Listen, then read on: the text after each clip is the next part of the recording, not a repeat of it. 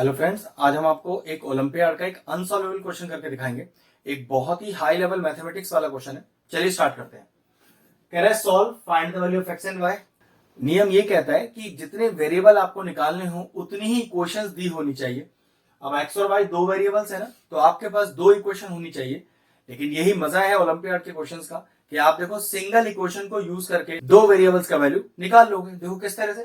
Concept क्या है, सबसे पहले इन दोनों में से देखो क्या कॉमन आ रहा है। तो आप कह सकते हो कि x कॉमन आ रहा है, तो निकाल लो बाहर। कितना आ गया, 1 plus 2y plus Y is equal to 18। यहां तक तो कोई दिक्कत नहीं। नाउ पूरी क्वेश्चन को 2 से मल्टीप्लाई करो, देखो जरा तो कितना आएगा। ये आ जाएगा 2x ब्रैकेट में तो जो है as it is plus 2y is equal to 18 into 2 that is equal to 36। अब जरा देखने वाली चीज ये, यहां लिखा है ना 2y प्लस 1।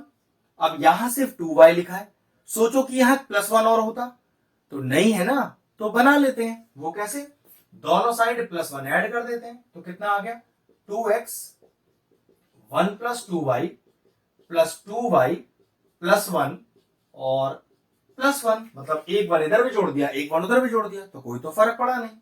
अब जरा चेक करो, 1 प्लस 2y कॉमन आ गया, तो 1 प्लस 2y तो कॉमन आ गया।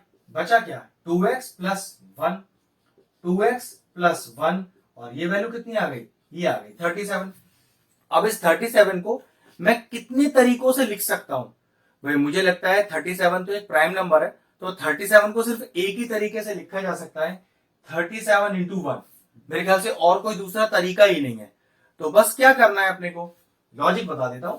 अगर लिखा है x into Y is equal to A into B, तो एक बार x की वैल्यू a रख लीजिए, y की वैल्यू b रख लीजिए, एक बार x की वैल्यू b रख लीजिए और एक बार y की वैल्यू a रख लीजिए। यही आपकी x और y के सारे पॉसिबल आंसर्स होंगे।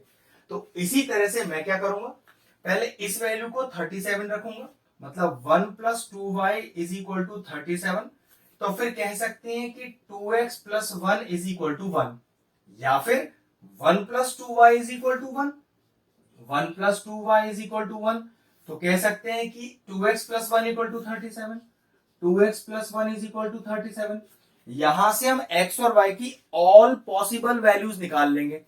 ये तरीका हमेशा ध्यान रखना कि भाई दो टर्म्स है, इक्वल में भी दो टर्म्स के ही बराबर है, तो हर टर्म हर वैल्यू के बराबर रख के आपको देखना है और वहां से आपको रिक्वायर्ड x और y का वैल्यू निकालना है। तो देखो जरा, यहां से कितना आएगा y का वैल्यू, तो 2y is equal to 1 minus करो 36, और यहां से y का वैल्यू क्या आ गया, यहां से y का वैल्यू आ गया 18।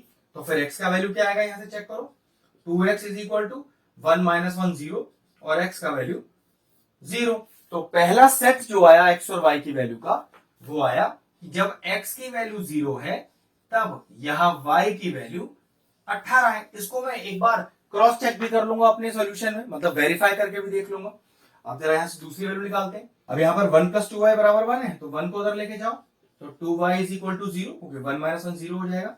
और यहां से y का वैल्यू क्या आ गया 0। चलिए यहां से देखिए, तो 2x इज इक्वल टू 1 उधर माइनस में जाएगा तो 36 हो गया इधर, और x का वैल्यू आ गया 18। तो दूसरा जो सेट आया वो आया जब x की वैल्यू होगी 18 तो y की वैल्यू होगी 0।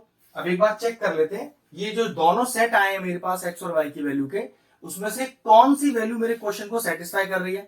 दोनों ही कर रही है या दोनों में से कोई एक कर रही है या एक भी नहीं कर रही। सबसे पहले पहला सेट देखते हैं, जब x की वैल्यू 0 है और y की वैल्यू 18 है, एलएचएस में डाल के देखते हैं।